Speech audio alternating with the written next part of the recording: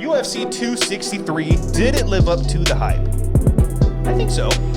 Main event-wise, sure, I guess. I mean, we did exactly what I thought Israel Adesanya was going to do. I bet on Vettori strictly strategically, but, I mean, I said it during the oh, boy. This is going to be hard to focus. But during our last episode, I was like, yeah, no, all day Izzy's going to go out there, defend his belt, and he's going to get the win over Vettori. And the thing was with Vettori, it didn't matter where it was. He couldn't take him down. He couldn't stand with Israel. Israel was just better in every facet of this fight. And it was just really astonishing to me that Vettori, it looked like he thought he won the fight. And I'm just like, dude, you lost 5 rounds. Like, I don't understand in any world you could have ever thought that you won that fight. I just don't get it. Yeah, it's I had the same thing with the first fight. I mean, he totally thought he won, and one judge did give it to him, but I'm sorry, these judges are fucking whack. These judges are fucking whack. I didn't see it. I did not see it in the first fight, and I definitely didn't see it in this fucking second one. That wasn't a single round. round. It was a unanimous 50-45. Yeah. Inventory, what is... I think he just might be challenged, right? Well, you know, I don't want to go that far. Hey, Shitting on the guy. Yeah, no, but I don't know, man. It's one of those things where he's just, he's kind of just, he's all over the place. I don't know how you could have ever thought. The closest he got to winning that fight was that rear naked choke, which didn't happen, which was great defense on Izzy's part. Yeah. Because that was starting to get deep in, and Izzy just turned into it. Got right on top of him, and then they got back to the feet. I mean, outside of that first round, like Marvin Vettori had no success with his takedowns. I mean, how many times did, in testament to Israel Adesanya, learning from his past fight against Jan Blachowicz, obviously Blachowicz being a much bigger guy, I understand that, but learning better takedown defense for this fight, Marvin Vettori didn't have an answer for anything Israel Adesanya threw his way. I mean, Izzy looked like the superior fighter, and it looked like easy work. I mean, there was even a point in rounds 4 and 5 where Izzy was essentially mocking Marvin Vettori openly, being like, oh, yeah, and then fingering his butt. Grabbed his ass. Well, there were some fingers that went up the old bum hole where the sun don't shine. Yeah, he did. He did check his oil. So he's humping one guy in the octagon afterwards, and he's checking his oil in the other one. So hey, man, I am pumped to see where that goes next with the Colby Covington rematch. No, never mind. Just joking with Colby. Obviously, that's Usman. But that's so funny. Yeah, I kind of feel bad for Marvin because what is he going to do to Whittaker though? Israel? Yeah. I can't wait for that fight. Let's just get into that because that's better in my opinion. I think in all seriousness, I just don't see how Robert Whittaker beats Israel Adesanya. Me neither. I think he's just completely on another level. I mean, let's be real. He knocked Robert out essentially twice in that fight. The first round, he almost got the finish. If it was any more time on the clock, he would have gotten the finish. Second round, he came out and did the same thing. That chef left hook was fucking vicious. I think it could be a competitive 5-round fight this next time around because Robert I feel like he tried implementing a game plan that wasn't his. He saw the success that Kelvin Gastelum had before that fight and tried doing it himself, rushed in and got cracked. You can't do that with Israel. He's too good. He's too slick. That might have been a one-time thing with Izzy, seeing him go into 5-round war like that. I don't know if we ever see that again. I'm interested, though, because I think Robert could do decent and, might find some success. I think he could survive and go 5 rounds in this next absolutely. Match. Yeah, I totally agree with that. I just don't know where, like, if I'm looking on paper, and obviously Robert Whittaker did not look the same in that first fight compared to how he normally fights. I think the last 3 fights that he's had is the way Robert Whittaker typically looks. Yeah. Right? But in that Izzy fight, he was way too aggressive. He wanted to take his head off, and he got caught for it. He got caught not once, but twice, essentially. He got put out twice. So this time around, I definitely think Robert Whittaker can go 5 rounds. But in my personal opinion, even though he's going those 5 rounds, I don't know where within those 5 rounds where he wins this fight. Outpointing Israel Adesanya has got to be one of the hardest things to do because he's a brilliant counter striker.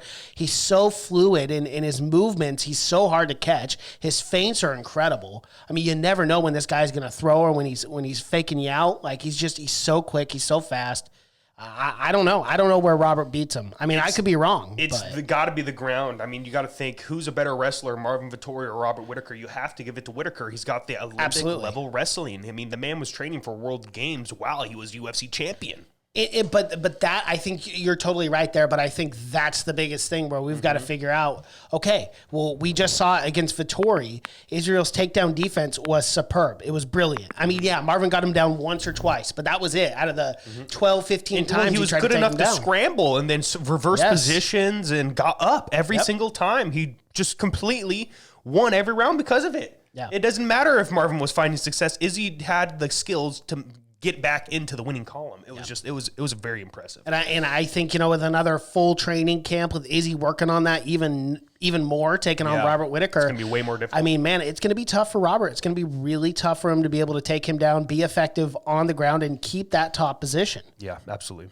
So, I don't know, man, but unquestionably, Robert Whittaker deserves the next shot, period. Clear cut and concise. I don't want to hear anyone else's name in this middleweight division. Yes, you can't even mention anyone else. No one else.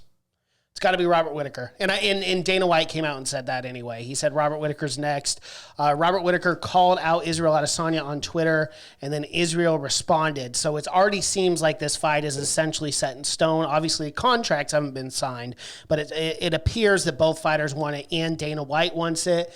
And when you get the boss on board, the fight's probably going to be made. So yeah, I mean, it's the only fight to make right now. And, you have Brunson going to fight Till. You have Paulo Costa dropped out of that fight, so now who's he fighting? He was going to fight Jared Cannonier. Now Kelvin Gastelum. So I mean, the division's moving on. Yeah, it is. And I like that because I really want to see Israel stay at 185 pounds to defend his belt. He could be a great star. He could be one of the greatest 185 pounders ever of all time. Yep. Eventually, he might move back up to 205. I mean, Jan retires. He's almost 40 years old now. He defends his belt a couple times. He retires. He goes off in the sunset. And you wait for a great matchup, a good striking matchup. You know who I'd love to see him fight? Who?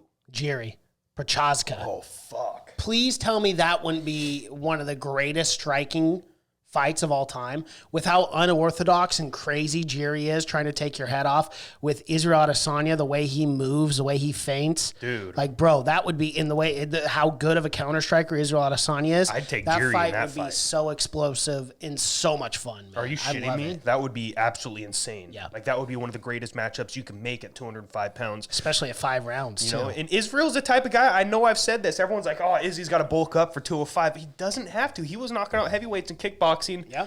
As the same size of guy. So I don't know.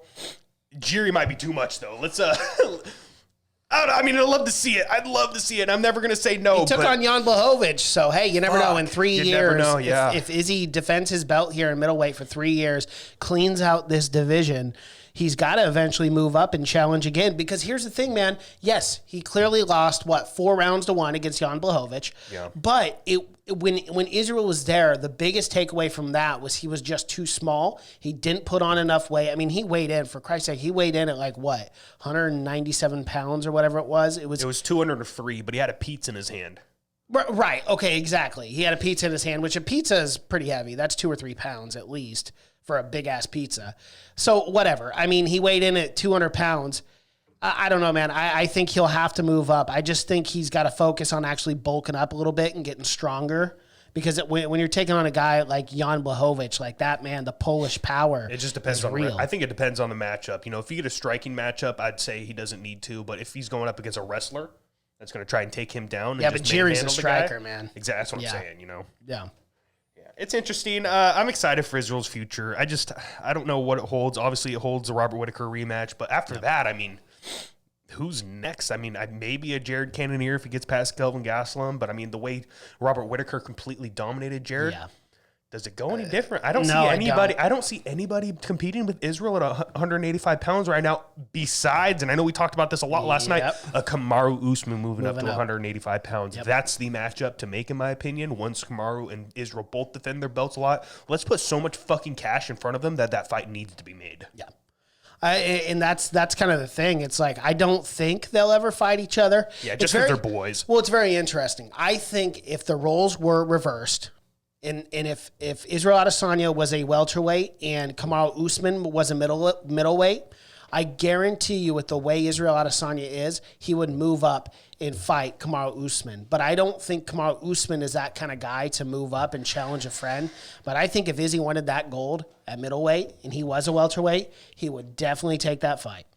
That's just my personal opinion from looking at both of them. When it comes down to legacy, when it comes down to who's the greatest fighter of all time in their division, when it comes down to who wants to be the greatest of all time, regardless of division, regardless of era, that's the type of fight you need to take. I'm so disappointed we never got GSP Anderson Silva. We never got John Jones Anderson Silva. Yeah. There's so many fights that should have been made, never happened. Yeah. It really does suck. It does, and those are two champions. They're going to be dominant champions, and I don't see anybody competing with them in either of their divisions. So, when you have guys like that, you want them to fight each other. Yeah.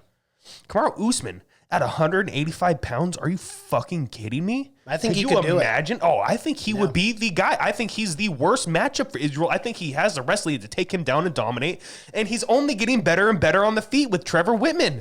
Trevor Whitman might be the greatest striking coach of all time. Well, and I think Kamaru Usman is pound for, and he is number one. But I do completely 100% agree with that. With Khabib Nurmagomedov retiring, I think Kamaru Usman is pound for pound greatest fighter in the world right now. They still got John Jones as number one on the list. Yeah, well, I don't know. I don't see why. You shrink John Jones down to 170 pounds. Who wins that fight? John Jones, Usman. Usman. I think it goes Jones.